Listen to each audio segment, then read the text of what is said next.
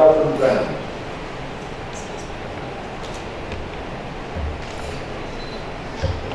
I am aware of the fact that how difficult it is to paint one's thoughts. A writer is probably born with a natural gift of putting thoughts together and putting pen to the thoughts. Now you don't need to put pen to the thoughts. You have to put mouse to the thoughts. So now your mouse has one. So now you have to only put your finger to the thoughts. And that's what my friend Rajendra B has done. And chronicle the history of railways in Mumbai. In a way, the history of Mumbai Railway is the history of modern Mumbai. I cannot imagine today's Mumbai without suburban railways.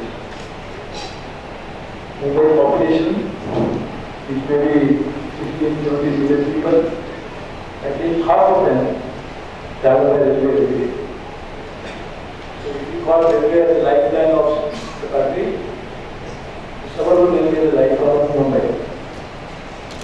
And it has always been an effort on the part of everybody to trace the origin of life. We always been trying to figure out where the life originated. So many people came out with different theories. Is it the Big Bang or is it the Darwinian theory of evolution? But still, there is always a lack of unanimity about how the life really was created on this planet. But the Aklekar has been, in a way, Aklekar has been far more enlightened than these theories, because they are really identified the source of the life of Mumbai, part of the world and the planet. And therefore, the very interesting book, so I must confess that I am not able to read, I was telling you, then it is better. One of the hazards of being a railway minister that you don't get time for anything else. Therefore, reading, which is my most favorite pastime, has taken a big challenge after I become a railway minister. So every time I get to read is when I travel. So on flight, the other day I was traveling, my wife was sitting next to me. He said, I was talking for all 2 hours of flight from Delhi to Mumbai, you don't even work. I said, every time I get to look at something which needs concentration like this, otherwise every time there is so much of activities going on that you don't get time to read. So I am not really as well as I would like to, but I will do this very soon. But I am very happy that we are traced the history, the origin, the life, how it began, and how it happened. Like you mentioned, I was dancing and I noticed it. When the railway came for the first time, the people got over from the next time, they started protesting. Any new change that you bring in means the first reaction to a new initiative is that people like to protest. They are against it. But I think when they are against it, you should believe that there is something good in that initiative. If there is nothing good comment, people will ignore it. But if you oppose it, that means there is something in that. So that's how it happened, railway protest. But now, I think railway is being another relooked at its own affairs. But if there is suburban railway, it's already under stress. The infrastructure is already, in a way, overstretched. And therefore, we really need to find out how we now take suburban railway to the next level. What is that we need to do to make sure that now the 75 lakhs, 7.5 million people travel? But you should plan for maybe doubling this number in the next few years' time.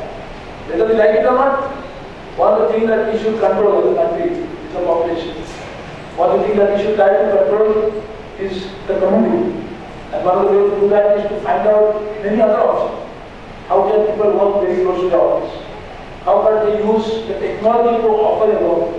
How could they work in a way that does not necessarily need commuting every day back to work and back to home? How do we do that? And therefore, we really need to find out a very inventive solution to this problem of commuting in Mumbai. And that problem has to be shared by many modes of transportation. We need to find out Mumbai has a very good postman. do we use a coastline of Mumbai for moving people? We need to find out how to use the underground system for transporting people. I know Mumbai's underground is a very challenge because it was island. And therefore when you have connected islands, and then this is always a big problem. But do we use that?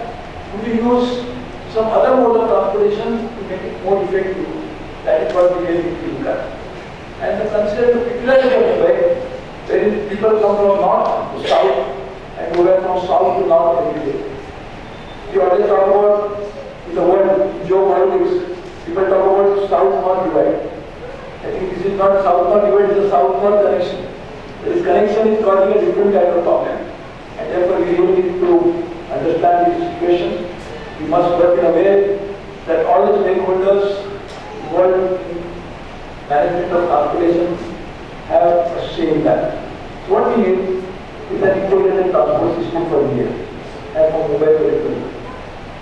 If you have an integrated transport system, then we find out how from one point to another how people will commute, and from there how we get forward and reach their destination. If you can work out something like this in a very integrated manner, probably this will bring about the type of solution that we are all seeking. In fact, yesterday was an interesting day. We had a meeting with the Chief Minister of Maharashtra, and almost his entire top team which is involved into the management of Mumbai as well as transportation sector of Maharashtra. And we actually more or less decided to work together to address the three challenges that we are facing today, the growing population and catering to this growing demand coming from there, so whatever solution we stop. I hope we succeed in looking out a holistic solution in a way that helps Mumbaikars to travel better, not in a way they are traveling. Sometimes I also feel bad when people travel in Mumbai. So we have to find out many solutions. We really need to go up where we already have tracks. And there are some people say, why should we do it? So in fact, if we don't change ourselves, and the change has already happened, then probably we are missing out the important point, and after a while, it will be impossible. It is very easy to say that we cannot do anything more. But railway cannot say that because railway is an important entity of the government of India, which is created by the British, but run by the people, and run by the government, to take care of people in India. So we cannot afford to say that there is no, we have to find a solution. But a solution, as I said, has to be at macro level, in which we need to find out how number of people who travel also do not increase as disproportionate to the capacity of the system to deliver. At the same time, system also must update constantly in a way that it can actually cater to demand, great demand of people in a foreseeable future. So we need short-term solution, which we are trying to find out. We need a medium-term solution, which our will work, but we also need vision. Solution going beyond compared to time, because any new infrastructure to create for Mumbai city is going to take quite a few years. So therefore, if we don't plan today, then we are creating a challenge for tomorrow. And public transportation has been accepted globally as the best way of transportation. If you want to put more people on the road to bring their cars, it is disastrous for the environment, disastrous for the system. And then when you create infrastructure, suppose we create only roads network, then in that case the investment that you make and the return that you get on investment in terms of number of people who will use it, there will not be any macro level justification for doing something like that. So therefore, putting money into public transportation like railway, which is clean, environmentally clean, which is something which is economical in terms of investment that the government makes, and the return that you get on that in terms of economic return. Sometimes people will always confuse it in terms of the return that you get in terms of only money. If the government, if the railway cost goes up, if the railway salary goes up, the railway establishment cost goes up, the railway pension goes up, and we still feel that that should be borne by somebody, then how can we justify that only when we don't do the quality of the money? So this is a challenge that railways are facing. We need to find out the resources, we need to find out the ways that we address the challenges, and I'm sure that this history probably helps us to find a solution. Because even when the Britishers came out to the railway for the first time, they had a similar challenge in a very different time. Not necessarily the time that we are facing today. Their challenge was who will travel by railway, right? They were thinking only to travel by railway. And therefore now the challenge is, how can we make more and more people come to railway, how can we solve this challenge? So the challenge of different kinds. But as the Britishers made that challenge, so they were here for a completely different purpose. If we are ruling ourselves as in a democracy, then we must find a solution in our own way to this pressing challenge we are facing today. So I am sure Rajendra Aklekar book will give us history, but also in the next book that we write a book on how to solve the leverage problems. How do we come out with a solution to these problems? I think I am looking out for a solution. But sometimes people think people are giving flood solution. So I said the only problem now is facing is too many solutions. We need workable solutions. We need solutions that will work in a given situation. We are not living in an ideal world. So therefore, if I have a magician, I will do something and create a situation. But in a real life situation, in a given situation, in a given problem, what we have, how do we do? So I think very soon we'll come out with some sort of a status paper, we'll come out with ideas about how to get it going. And I appeal to all the stakeholders in India, in Mumbai, to join hands with us to solve the problem. But I'm sure those who don't learn from history, how will depend.